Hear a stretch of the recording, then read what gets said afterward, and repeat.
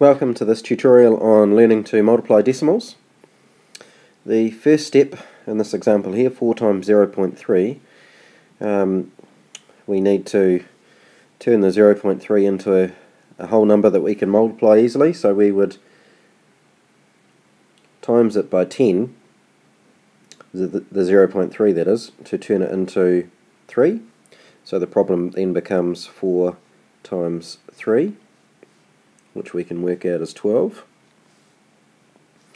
Now the only problem is that's obviously not the answer because we multiplied by 10, so the reverse of that, 12 divided by 10, equals 1.2. So the answer to 4 times 0.3 is 1.2. Another way of showing that is to multiply by 10 and we move the decimal point along 1, so it becomes 4 times 3 equals 12, and now we've moved the decimal point to the right before, so we need to move it 1 to the left, 1 space, or dividing by 10, so therefore the answer is 1.2. So let's look at this example, 0.4 times 0.05. If we use our strategy before, we need to times 0.4 by 10 to get to 4, and we need to times 0.05 by 100 to turn that into a whole number, so we have 5. So 4 times 5 we know is 20.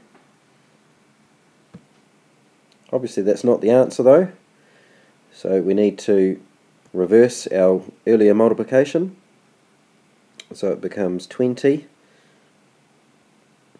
divided by 10 equals 2, and then divided by 100 equals, running out of space, put it up here, 0.02. To show that another way, we can move the decimal point to the right once there, or timesing by 10, and twice here, so we've moved the decimal point a total of 3 times. Our answer, 4 times 5 is 20, but we know that we've got to move the decimal point back a total of 3 spaces, or divide by 1000. Divide by 10 first, then divide by 100. We put a 0 as a placeholder in there, and that's our decimal point there.